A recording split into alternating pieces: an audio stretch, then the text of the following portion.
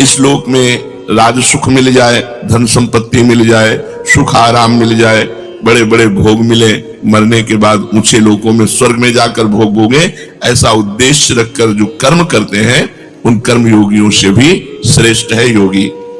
3 योगियों की चर्चा की, तपस्वी योगी, ज्ञान योगी और कर्म योगी। इन 3 योगियों से भी बड़ा है वो योगी, तस्मात् योगी भवार्जुन। हे अर्जुन, तुम वो योगी बनो जो मेरे मत में योगी है।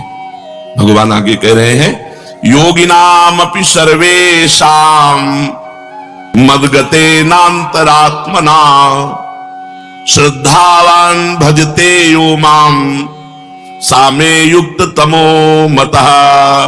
बहुत सुंदर बात भगवान ने कही। यही अपने लोगों की बात है।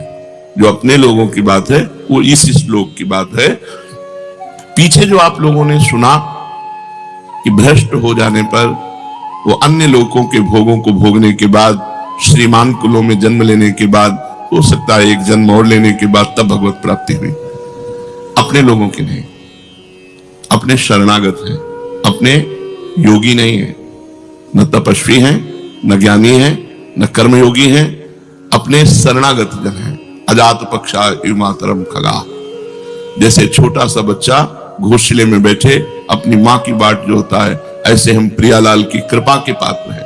हम उनकी कृपा से चल रहे हैं, हम उनका जस गाते हैं, उनका नाम जप करते हैं, उनकी जूठन पाते हैं, उनके धाम के वासी, उनके आश्रित हैं। हमको ये गतियां नहीं मिलेंगी। हमसे अगर चूक भी हो जाएगी तो हमारी श्री जी का स्वभाव है, अवगुण करे समुद्र सम गनत न अपनो जानी राई के सम भजन को मानत मेरु समान।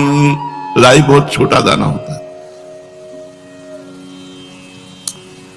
अगर थोड़ी भी सेवा बन गई, थोड़ा भी भजन बन गया तो हमारी प्रियाजू से सुमेरु पर्वत के समान मानती, और अगर पाप बन गया समुद्र के समान तो मानती ही नहीं है। इसलिए हमारा अगला जो जन्म है वो नहीं होगा।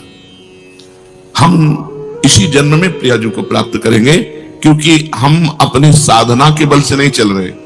मेरे बल से वृंदावन रानी, हम इनके सहारे चल रहे हैं। हम शरणागत हैं, हम तपस्वी योगी नहीं है, हम कर्म योगी नहीं है, हम ज्ञान योगी नहीं है, हम प्रेम योगी हैं।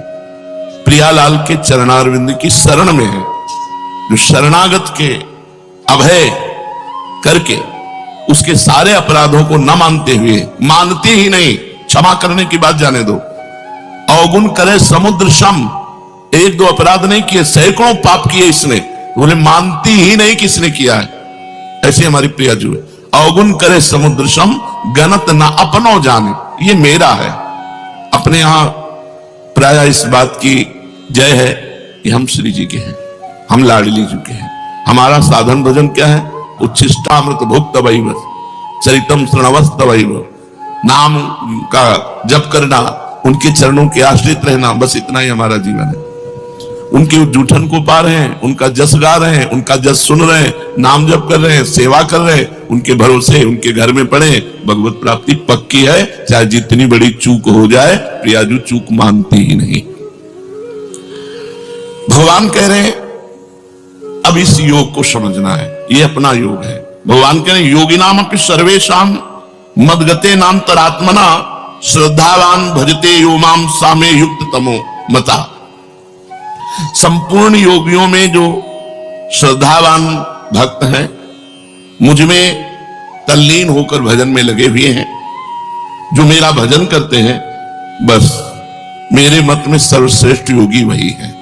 तपस्वियों से भी, ज्ञानियों से भी और कर्मयोगियों से भी भगवान ने श्रेष्ठ योगी कहा भजन करने वाले को। केवल एक ही काम है, ये सब भजन के अंतर्गत आता है। लीला गायन, लीला श्रवण, नाम कीर्तन, ठाकुर सेवा, ये सब संत सेवा, संत संग, ये सब भजन के अंग हैं। संपूर्णता को भजन कहते हैं।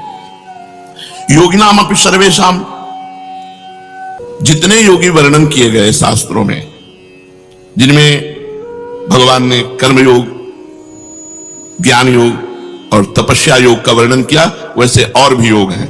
सांख्य योग, हठ योग, मंत्र योग, लय योग, बड़ी साधनाएं शास्त्रों में वर्णन की गई है।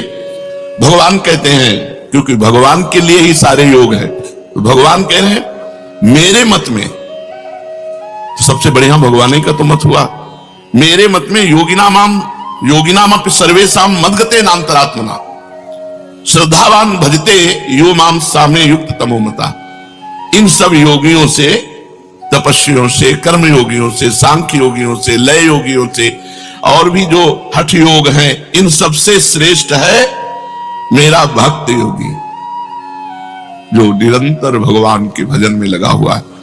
या श्रद्धावान, जो मेरे में केवल श्रद्धा करता है, योगों पे नहीं, योग पे नहीं, उसका योग से कोई मतलब नहीं, उसको मेरी प्रिया जो, मेरे लाल जो, दुनिया से मतलब है नहीं, अपने प्रियालाल को हृदय से लगाए, हर समय उन्हीं को कीर्तन सुनाना, उन्हीं को पद सुनाना, उन्हीं को भोग लगाना, उन्हीं के सामने नाचना गाना, उन्हीं के चरणों में सो जाना, उन्हीं के चरणों का चिंतन करते उठना, ये श्रद्धावान योगी है जो भगवान जी से पसंद करते हैं।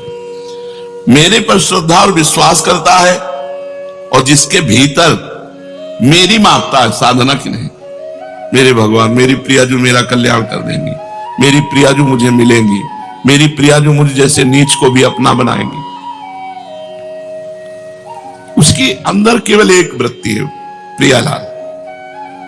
मैं साधन कर रहा हूं, इसके बल से भगवत प्राप्ति, वो मार्ग दूसरा हो गया। मैं भरोसे में हूं प्रियालाल के, वो अंदर की बात। उसकी सत्ता और महत्ता केवल प्रभु में। ऐसा वो श्रद्धावान भक्त मेरे में लगे हुए मन से मेरा भजन करता है तो मदगते नान्तरात्मना माम भजते। भगवान कह रहे मैं जो निर्णय कर रहा हूं सबसे बड़ा निर्णय है, भगवान का निर्णय सबसे बड़ा निर्णय है। भगवान कह रहे जिसने मेरे में चित्त लगा दिया और मेरा आश्रय ले लिया और मेरा भजन कर रहा है, यो माम साम्य युक्त तमो मता, मेरे मत में सबसे बड़ा योगी वही है। जब इस तरह से हमारा हृदय कि मैं प्रियालाल का, प्रियालाल मेरे,